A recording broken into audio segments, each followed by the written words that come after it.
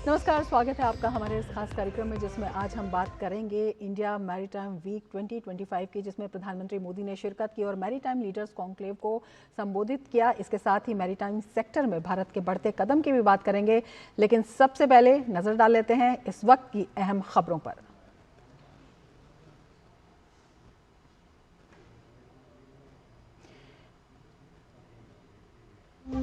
प्रधानमंत्री नरेंद्र मोदी ने मुंबई में मैरीटाइम लीडर्स कॉन्क्लेव को किया संबोधित। 2 लाख करोड़ से अधिक की शिपिंग और शिप बिल्डिंग पहलों का किया उद्घाटन।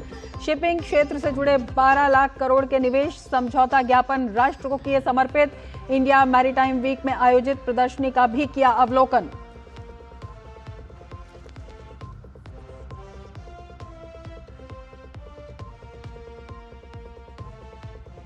अंबाला में सेना की सर्वोच्च कमांडर ने भरी राफेल से उड़ान। 2 अलग अलग लड़ाकू विमानों में उड़ान भरने वाली पहली महिला राष्ट्रपति बनी द्रौपदी मुर्मू।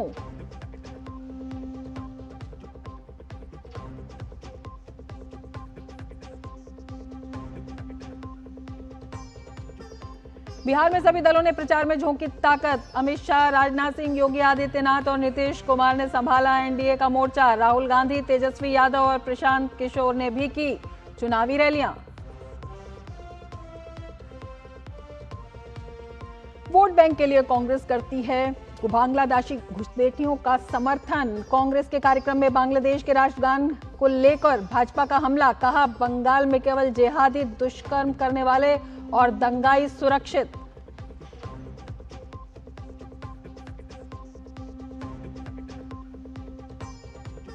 और नक्सलवाद से मुक्ति की ओर तेजी से बढ़ता देश। छत्तीसगढ़ के उत्तर बस्तर में 21 माओवादियों का आत्मसमर्पण। इस महीने रिकॉर्ड 208 नक्सली हथियार डाल मुख्य धारा में हुए शामिल।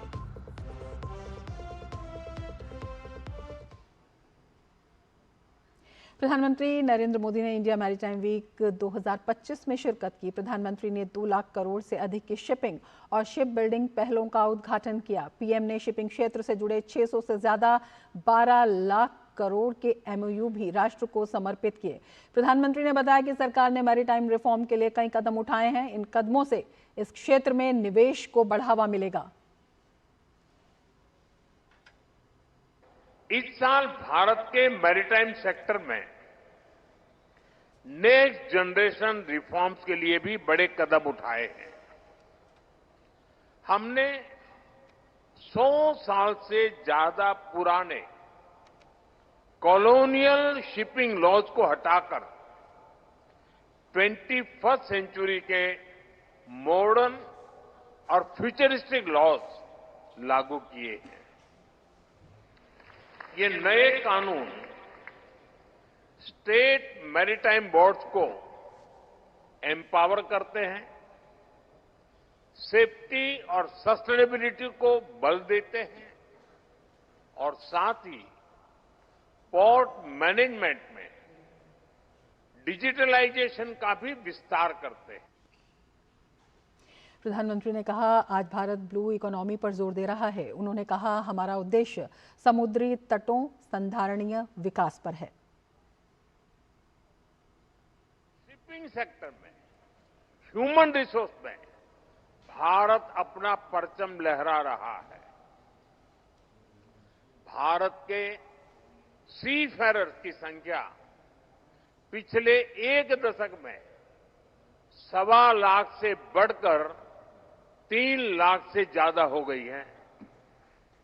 आप दुनिया के किसी भी समुद्री तट पर जाएंगे तो कोई न कोई शिप होगा जहां कोई न कोई भारतीय सीफेरर आपको मिलेगा। आज भारत सीफेरर की संख्या में के मामले में दुनिया के टॉप 3 देशों में आ चुका है। साथियों, 21वीं सदी का 1/4 हिस्सा बीत चुका है। इस सदी के अगले 25 साल और भी अहम है। इसलिए हमारा फोकस ब्लू इकोनॉमी पर है, सस्टेनेबल कोस्टल डेवलपमेंट पर है। पीएम ने कहा कि भारत में काम करने के लिए ये सबसे सही समय है। प्रधानमंत्री ने निवेशकों से भारत के पोर्ट्स और शिपिंग क्षेत्र में निवेश करने का आह्वान भी किया। हम कंटेनराइज कार्गो शेयर में भी भारत का हिस्सा बढ़ाना चाहते हैं और इन सभी लक्ष्यों की प्राप्ति में आप सभी हमारे अहम पार्टनर हैं। हम आपके आइडियाज, इनोवेशंस और इन्वेस्टमेंट का स्वागत करते हैं।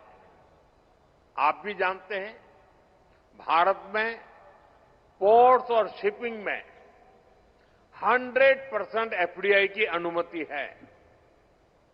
अभी पब्लिक प्राइवेट पार्टनरशिप तेजी से बढ़ रही है। Make in India, make for the world, इस विजन के तहत इंसेंटिव्स भी दिए जा रहे हैं। हम स्टेट्स को भी प्रोत्साहित कर रहे हैं कि वे इन्वेस्टमेंट को आकर्षित करें।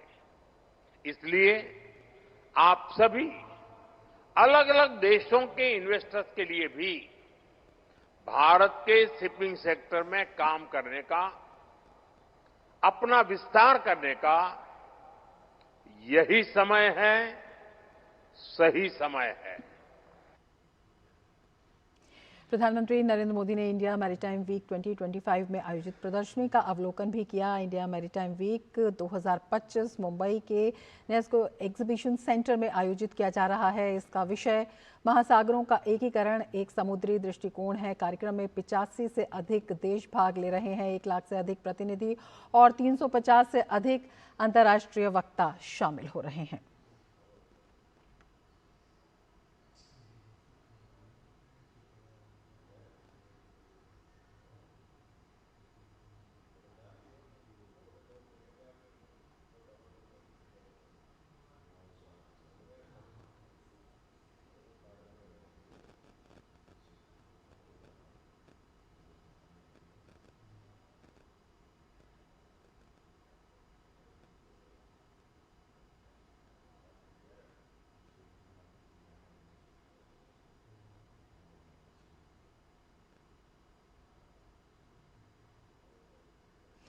भारत समुद्री सप्ताह 2025 महासागरों की एकीकरण, एक समुद्री दृष्टिकोण के थीम पर 27 से 31 अक्टूबर 2025 तक आयोजित किया जा रहा है, जिसमें भारत के वैश्विक समुद्री केंद्र के रणनीतिक रोड मैप का प्रदर्शन है। साथ ही ब्लू इकोनॉमी के अग्रणी बनने की रणनीतिक राह भी है। IMW 2025 में 85 से अधिक देशों की भागीदारी है। 500 से अधिक प्रदर्शक हैं। 350 से अधिक अंतर्राष्ट्रीय वक्ता भी शामिल हैं। इसी पर हम आज करेंगे चर्चा।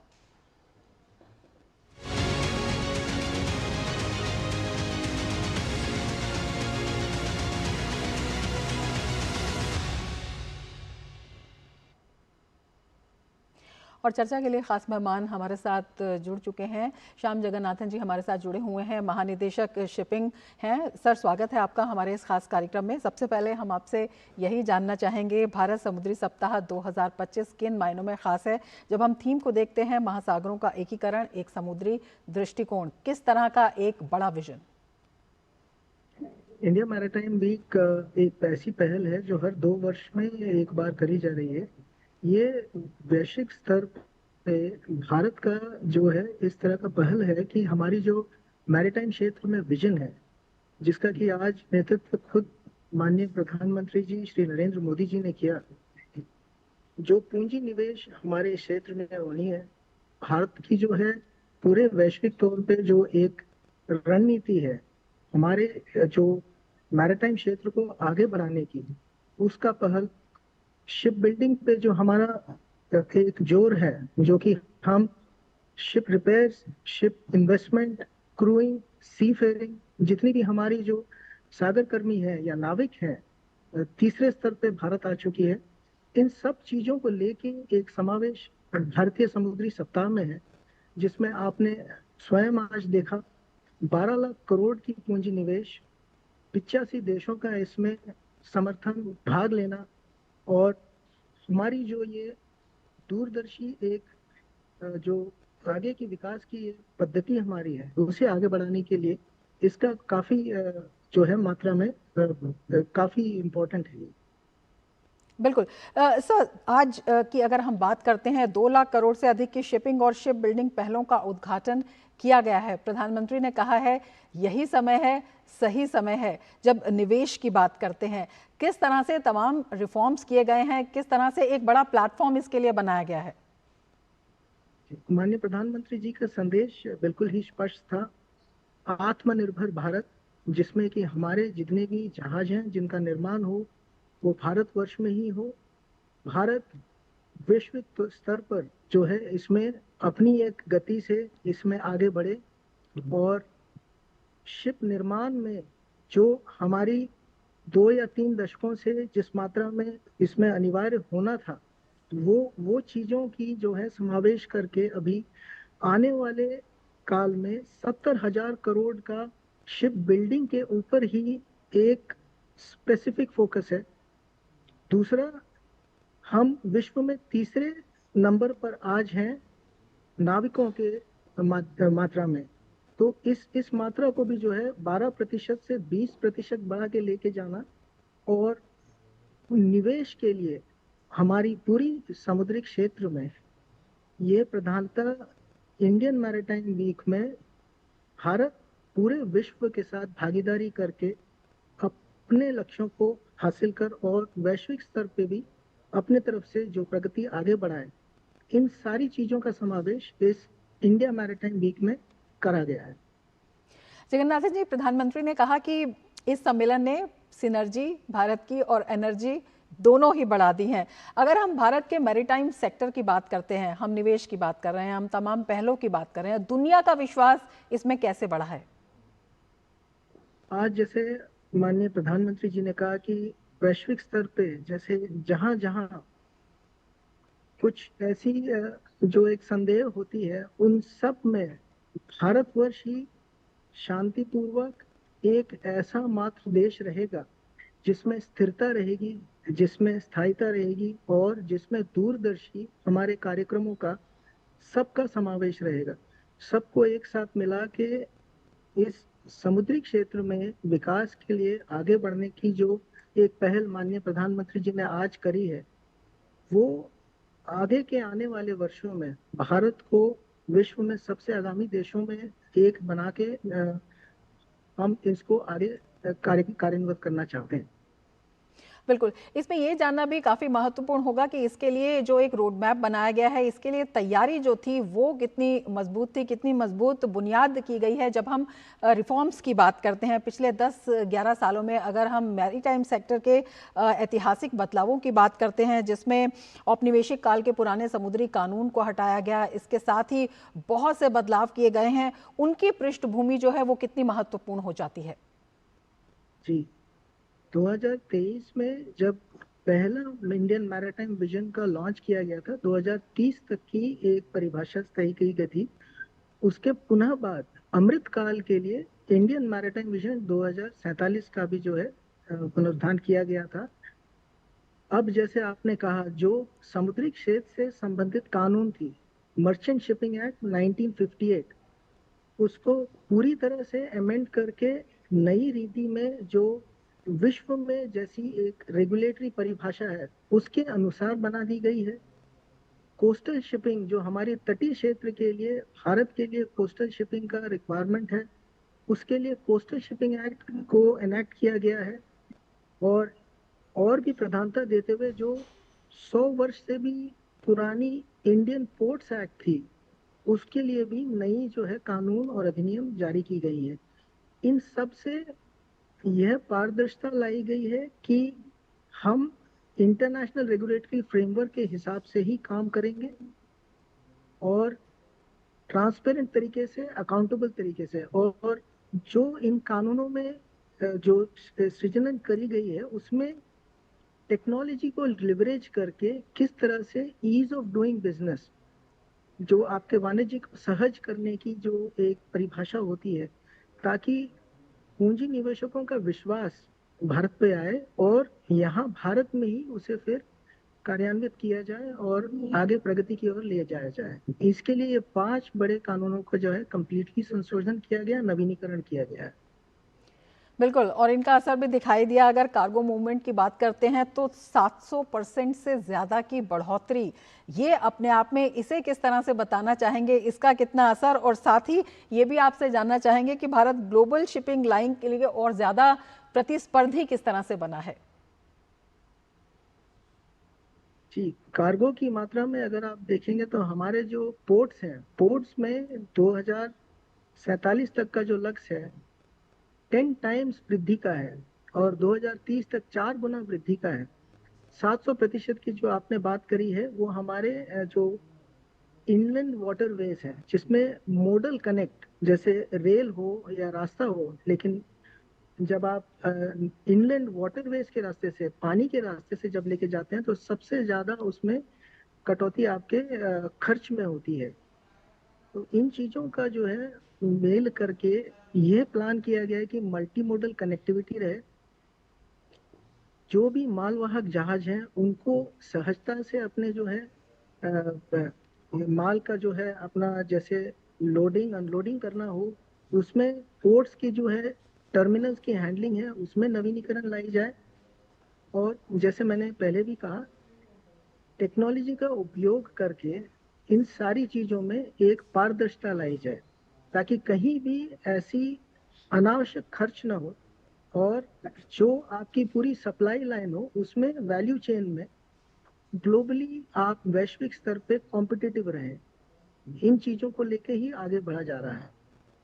बिल्कुल, जब हम इस पूरे क्षेत्र के विस्तार की बात करते हैं तो एक शब्द जो है बार बार ध्यान में आता है, वो ब्लू इकोनॉमी। और ब्लू इकोनॉमी का नारा भी प्रधानमंत्री मोदी ने ही दिया था। खास फोकस है इस पर, क्या कुछ इसके बारे में बताना चाहेंगे? इसका विस्तार कितना जरूरी, किस तरह से हो रहा है, और इससे जो आसपास के क्षेत्र हैं वो भी विकसित होंगे? जी, ब्लू इकोनॉमी जो है, जैसे अभी पूरे विश्व में ये ज्ञात है कि भारतवर्ष की जो आर्थिक प्रगति है वो 2028 तक तीसरे स्तर में वैश्विक स्तर पे आ जाएगी। और ब्लू इकोनॉमी इसके लिए अत्यंत ही महत्वपूर्ण है। 11,000 किलोमीटर की जो हमारी तट है उसके ऊपर इतनी जो हमारी पोटेंशियल है वो ब्लू इकोनॉमी पर ही निर्धारित है। इसका जीडीपी में कंट्रीब्यूशन जो है आज के स्तर पे 4.5 से 5% तक का है, जिसे 12.5 से 13% तक ले जाना है। और यहाँ जैसे मैंने कहा 4 चीजों का समावेश है।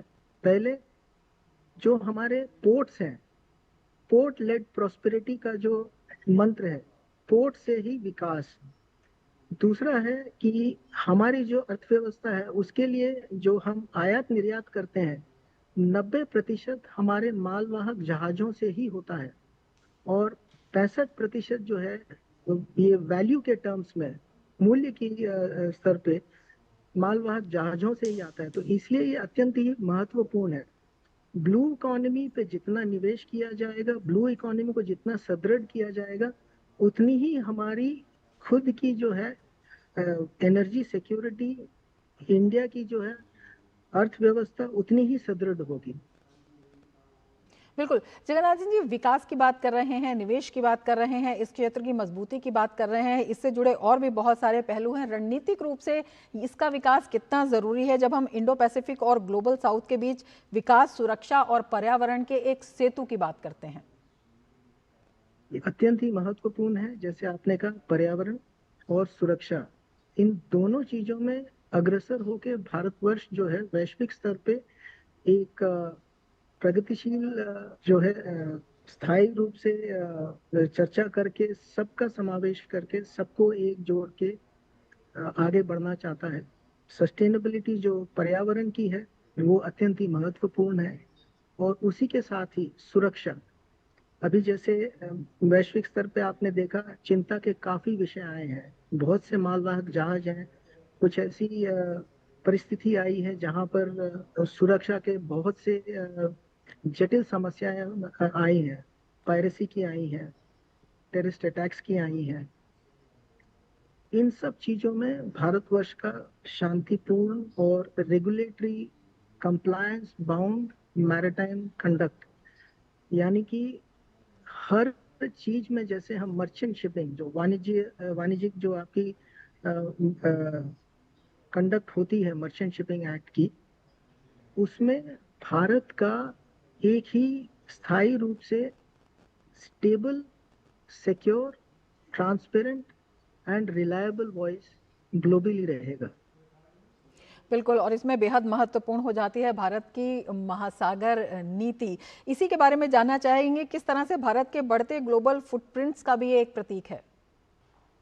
जी, आज जैसे इंडिया मैरीटाइम वीक में जहां माननीय प्रधानमंत्री जी का सानिध्य था, 85 राष्ट्रों ने इसमें भाग लिया है।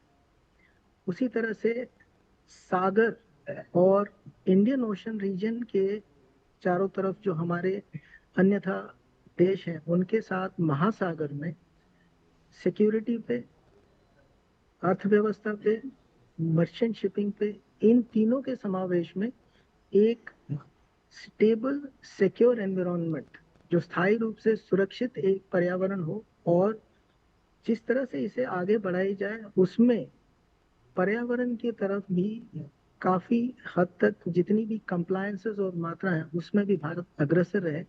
ये महासागर में और सागर में इन दोनों जो हमारे पॉलिसी है, इसमें इनका समावेश है। किस तरह से हम ये आपसे जानना चाह रहे हैं कि लगातार जिस तरह के ये प्रयास हो रहे हैं, भारत को अगर हम ग्लोबल मैप देखते हैं उस पर एक समुद्री महाशक्ति के रूप में उभारता हुआ दिखाई देता है। इसके साथ ही 85 देश जो हैं इस सम्मेलन में शामिल हो रहे हैं, 1 लाख से ज़्यादा जो हैं पार्टिसिपेंट्स हैं। तो किस तरह से विचारों का आदान प्रदान, किस तरह से जो नई तरह की जो टेक्निक्स हैं उनको भी कंज्यूम किया जाएगा, और कुछ क्या आगे नया करने की सोच भी इससे एक दिखाई देती है। जी, इंडिया मैरीटाइम वीक में बहुत से पैरेलल डायलॉग्स जितने भी पार्टिसिपेटिंग नेशंस हैं उनके साथ चल रही है। पूंजी निवेश की जो है एमओयू आपने जैसे सुना, 12 लाख करोड़ की जो है पूंजी निवेश की मेमोरेंडम ऑफ अंडरस्टैंडिंग साइन हुई है, जिसमें कि पोर्ट्स में इन्वेस्टमेंट, शिप बिल्डिंग में इन्वेस्टमेंट, शिप रिपेयर्स में और शिप रिसाइकलिंग में, इन सारे चीजों में इन्वेस्टमेंट की पहल हुई है, फाइनलाइजेशन हुआ है। और जो अमृतकाल का हमारा विजन है, रोड मैप, उस पर बहुत सी चीजें कार्यान्वित हुई हैं। यही चीज को आगे बढ़ाते हुए जितनी भी यहाँ लक्ष्य तय हुए हैं, एमओयू निर्धारित में है, उन सबको कार्यान्वित करने के लिए एक समयबद्ध एक्शन प्लान, एक कार्य नीति का जो है सृजन किया जाएगा। और उसी के समावेश पे जैसे माननीय प्रधानमंत्री जी का एक आह्वान था, एनर्जी सिनर्जी, वो वैश्विक स्तर पे इस क्षेत्र के लिए प्रधानता आगे बढ़ाने की बात करी जाएगी। बिल्कुल, और इसमें जब हम नई दिशाओं की बात करते हैं तो मैन्युफैक्चरिंग और ऊर्जा केंद्र के रूप में भी भारत की जो कॉम्पिटेंस है उसको बढ़ाता हुआ ये दिखाई देता है।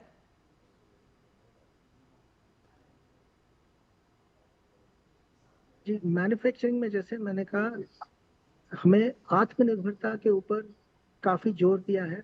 जितनी भी हम नई वेसल्स, शिप्स की जो निर्माण की बात चल रही है, ये ऑल्टरनेट फ्यूल्स वाली, डुअल फ्यूल वाली, नई टेक्नोलॉजी वाली, जो कि पर्यावरण को ध्यान में रखते हुए बनाई जाए, उन सब का जो है यही हमारे ही शिपयार्ड्स में निर्माण हो, इसकी पहल करी गई है। टेक्नोलॉजी जो ऑन बोर्ड जाती है उसके ऊपर भी काफी मात्रा में जो है महत्वपूर्ण काम यहाँ पर उनके सृजन हुए हैं। और प्रधानता सबसे पहले जो मैंने कहा कि हमारे जो नाविक हैं, सागर कर्मी, इनके ऊपर आज माननीय प्रधानमंत्री जी ने स्वयं कहा कि विश्व में कहीं भी किसी भी तट पे जाए आपको एक भारतीय नाविक जरूर मिलेगा। तो अभी 12% पर है, और हमारा लक्ष्य ये निर्धारित किया गया है कि वैश्विक स्तर पे 20 से 25% तक हम वैश्विक स्तर पे इसमें आह्वान करें। बिल्कुल, बड़ा लक्ष्य है, बड़ी उपलब्धि है और एक बड़ा विजन है। बहुत शुक्रिया श्याम जगन्नाथन जी हमसे जुड़ने के लिए और ये जानकारी हमारे साथ साझा करने के लिए। तो समुद्र से समृद्धि, सागर से समृद्धि, इंडिया मैरीटाइम वीक 2025 अपने आप में इसका एक बड़ा प्रतीक है। इसके साथ ही चर्चा में फिलहाल इतना ही। दीजिए इजाज़त, नमस्कार।